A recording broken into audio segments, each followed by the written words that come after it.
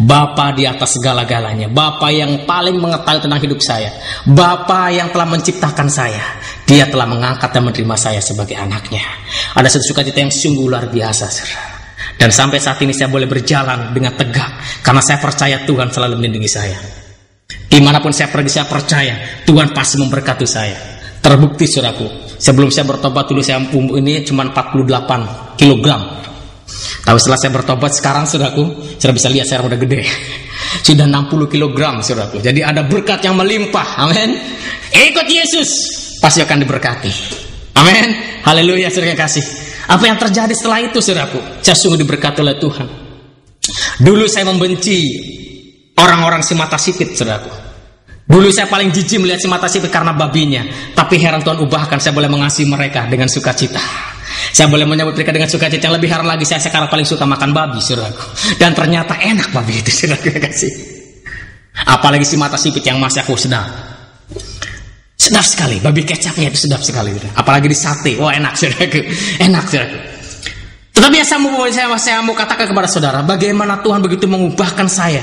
Yang tadi saya penakut, pendiam, yang tidak punya pengharapan, tapi Tuhan ubah menjadi manusia yang punya pengharapan yang pasti, karena Yesus ada bersama dengan kita.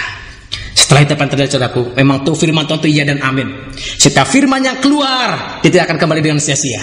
Pada saat aku ada di rumah, saudaraku, saya kaget ada teman saya yang dengar percakapan saya dengan Kiai. Dia ketuk pintu, assalamualaikum, waalaikumsalam. Dia datang, dia kaget. Saya pun kaget datang, silakan duduk. Udah saya tuh heran, ada apa ini? Jangan-jangan saya dipanggil lagi sama Kiai begitu ya, saudaraku. Tapi dia bilang gini, aduh, saya tuh heran sama kamu, dia bilang gitu. Saya tahu deh, pasti kamu tuh punya sesuatu, punya misi di balik itu. Saya tahu. Kamu masuk Kristen dulu, kamu pelajari Kristen, kemudian kamu mencari kelemahan-kelemahan Kristen, baru kamu balik lagi kan ke Islam untuk menghantam orang Kristen seperti dulu, diulang itu ya. Oh enggak, saya tuh sekarang benar-benar sudah Kristen loh. Saya tuh sekarang benar-benar sudah menjadi murid Yesus. Enggak, pasti kamu enggak. Sekarang saya sudah bilang, iya di atas iya, tidak di atas tidak. Saya tidak mau lagi istilah ngumpet-ngumpet bahwa homoseksual sekarang sudah terbuka bahasa, sudah mengerti. Tapi kamu kan tahu bahwa Injil mereka itu kan palsu. Ya kan sudah. Yang bilang palsu itu siapa? Ya, karena nggak sesuai dengan Al-Quran. Jadi palsu. Oke. Kamu bisa buktikan mana Alkitab yang asli. Kalau dikatakan dibilang Injil itu palsu, mungkin pasti bisa buktikan Injil yang benar itu mana. Pasti kamu akan tunjukkan Injil Barnabas. Kita udah belajar sama-sama loh ya. Secara akademisi bahwa Injil Barnabas tidak diterima karena secara akademik dia itu salah dan tidak benar. Dia mulai bingung. Oke, saya akan berikan satu ilustrasi kepada kamu. Saya bilang, kalau Alkitab itu sudah dipalsukan, pastinya atau tentunya Alkitab yang ada di Indonesia ini akan berbeda dengan Alkitab yang ada di Amerika. Kalau ini dipalsukan, tentunya Alkitab di Amerika itu akan berbeda dengan Alkitab yang ada di Eropa. Tentunya juga akan berbeda di tempat-tempat yang lain. Tetapi yang setelah saya tahu bahwa Injil itu sama, itu menceritakan tentang kelahiran, kematian, dan kebangkitan Tuhan Yesus Kristus. Sama seperti Al-Quran mengatakan, wassalamu alayya wa yauma wulidtu wa yauma amutu wa yauma ub'atsu hayyan. Itu dalam surat Maryam ayat 19. Di sana dikatakan, wassalamu alayya, damai sejahtera melimpah atasku. Wa yauma wulidtu, pada saat aku dilahirkan. Wa yauma amutu, pada saat aku dimatikan. Wa yauma ub'atsu hayyan, pada saat aku dibangkitkan hidup kembali. Jadi jelas kronologisnya Yesus itu adalah lahir, mati, dan bangkit. Walaupun memang dalam Al-Quran ada yang mengatakan bahwa yang disalibkan itu bukan Yesus, tetapi orang yang diserupakan dengan Yesus. Itu pun kalau saudara baca baik-baik, itu bagi mereka yang ragu-ragu. Tapi bagi kita, orang percaya, tidak ragu-ragu, Yesus pasti mati. Yesus itu sudah lahir, mati, dan bangkit kembali. Itulah Injil. Dan itu yang diberitakan di seluruh dunia. Itulah isi Alkitab yang ada di seluruh dunia. Sama isinya, bercerita tentang kabar sukacita tentang kelahiran, kematian, dan kebangkitan Yesus Kristus. Kemudian tanya, tapi kan bahasa aslinya nggak ada. Loh, yang bilang nggak ada itu siapa? Alkitab itu ya ada yang aslinya. Perjanjian Lama itu bahasa Ibrani, ada aslinya bahasa Ibrani. Kalau Injil bahasa Yunani, ada yang bahasa Yunani. Bahkan saya pun ada punya bahasa Arab. Saya bilang gitu. Oh, dia kaget. Wah, dia bahasa Arab ya? Ada. Saya mulai masuk, saya ambil. Ini Alkitab yang asli. Ini bahasa Ibrani, ini bahasa Yunani, ini bahasa Arab, ini bahasa Indonesia. Dia boleh pilih. Dia mulai gini, nggak berani pegang. Sama saya dulu, saya nggak berani pegang, saudaraku. Mungkin dia pun baca sama dengan saya. Auzubillahi minasyaitonirrajim. Auzubillahi minasyaitonirrajim. Karena takut ada transfer roh, saudaraku ya. Dia bilang, rupanya dia tertarik dengan bahasa Arab, dia saudaraku. Dia mulai, oh ini Alkitab bahasa iya. Ya kalau kamu lihat mau baca, buka aja, baca aja. Enggak deh. Tapi saya mau pinjam boleh enggak? Oh, yang punyanya boleh, tapi ingat ya, jangan kebablasan minjemnya, mesti balikin lagi ke saya. Iya, saya mau lihat aja tuh.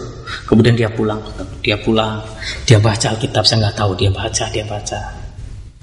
Udah dia balik lagi. Mau kembalikan bukunya? Mana bukunya? Mana kitab bahasa Arabnya? Masih di rumah. Kenapa kamu nggak bawa? Aku lagi asik baca, katanya. Heran, dia mulai baca terus. Saya berdoa, Tuhan dalam nama Yesus, biarlah firman-Mu Tuhan yang berbicara. Singkapkan hatinya, singkap selubungnya. Saya berdoa. Kemudian dia diisi lagi, dia tanya sesuatu, dia tanya terus, saudaraku. Balik lagi, datang lagi, balik lagi. Dan kemudian yang terakhir dia datang dengan istrinya.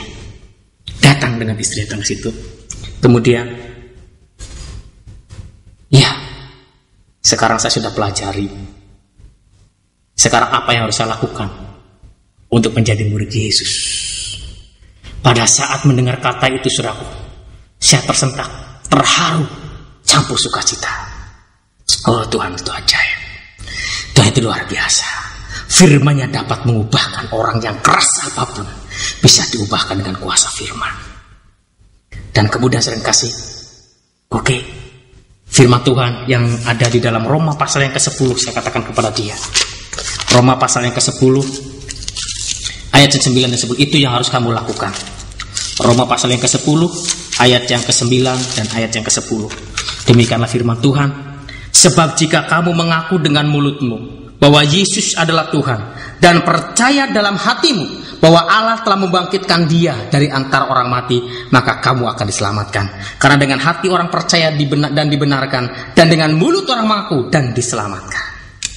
Inilah syahadatain orang Kristen. Orang Islam punya syahadatain. Asyhadu alla ilaha illallah wa asyhadu anna Muhammadar Rasulullah. Tetapi Kristen punya syahadat sama dua. Yang pertama, sebab jika kamu mengaku dengan mulutmu bahwa Yesus adalah Tuhan. Jadi sekarang mulutmu masih mengaku, masih syahadat. Masih ada pengakuan bahwa Yesus bukan sekedar nabi. Yesus bukan sekedar rasul. Yesus bukan sekedar guru. Yesus bukan sekedar yang lainnya, tapi Yesus adalah Tuhan. Dengan lisan kamu harus mengakui bahwa Yesus adalah Tuhan. Dengan hati, di qalbi kamu harus percaya bahwa Allah telah membangkitkan Dia dari antara orang mati. Ada jaminan di sana, maka kamu akan diselamatkan. Kemudian dia mulai gemetar, dia mulai menangis. Itu yang terjadi. Dan kemudian saya berdoa, saya bimbing dia berdoa. Istrinya dengan istrinya berdoa. Mereka berdua mengaku dosa-dosanya.